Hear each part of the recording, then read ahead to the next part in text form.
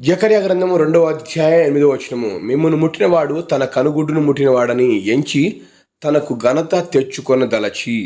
దేవునికే సమస్తమేమ కలుగును గాక. చక్కటి విషయాన్ని ఈరోజు నీకు తెలియపరుస్తూ ఉన్నాడు దేవుడు. ఎవరైతే నిన్ను ముట్టారో, ఎవరైతే ఏ దుష్టుడైతే, ఏ యొక్క శత్రువు అయితే నిన్ను ముట్టాడో, నిన్ను ముట్టినట్లు కాదు నా కుమారుడా, నా కుమార్తె, నిన్ను ముట్టినట్టు కాదు, కానీ నా కనుగుడ్డును వాడు ముట్టినట్లు.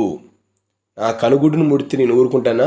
ఊరుకోను. అంటే నిన్ను ముడితే నా కనుగుడ్డును ముట్టిన దాంతో సమానంగా ఎంచుతాను.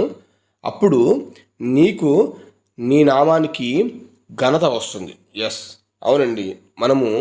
మనకు అదేవిధంగా దేవుడి నామము ఇరువురిది దేవుడు ఘనపరచాలని చూస్తూ ఉన్నాడు.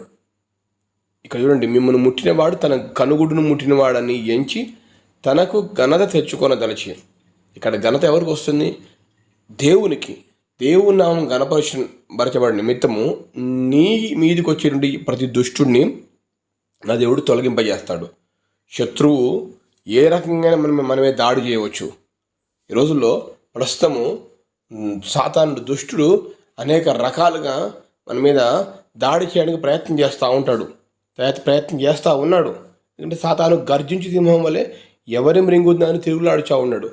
కనుక నిన్ను ముట్టడానికి వాడు వచ్చినప్పుడు, ఒకవేళ ముట్టినప్పటికీ కూడా దేవుడు ఊరుకునేవాడు కాదు. దేవుడు ఎంత మాత్రం ఊరుకోడండి. దేవుడు నీ పట్ల మంచి ప్రణాళిక, ఉద్దేశం కలిగి ఉన్నాడు. కనుక ఈ వాక్యాన్ని వినిపించేస్తున్నాడు. నీ దేవుడు ఊరుకోడు. ఈరోజు నువ్వు ఏ సమస్యతో బాధపడుతున్నావు, కానీ నేను దుష్టుడు ముట్టాడని నువ్వు అనుకుంటున్నావు. ఇదిగో నా సమస్య, నా బాధ, నా అనారోగ్యము, నాకు ఈ ఇబ్బంది, నేను దుష్టుడి ప్రభావం చేత పీడింపబడుతున్నాను, దుష్టుడి నీడలో ఉన్నానని అనుకుంటున్నా. కానీ దుష్టుడు ముట్టాడని అనుకుంటున్నావు, కానీ నిన్ను ముడితే యేసయ్య ఊరుకోడు. నిన్ను క్యాజువల్గా నీ శరీరంలో ఏదో ఒక అవయవాన్ని ముట్టుండొచ్చు, కానీ అది సరాసరిగా దేవుడు ఎలా భావిస్తుంటే, నా కనుగుడ్డు వాడు ముట్టాడు. మన కనుగుడ్లో ముట్టితే ఎవరన్నా మనకు తగిలితే, చిన్న ఏదైనా తగిలితే మనం ఊరుకుంటామండి? ఊరుకోం.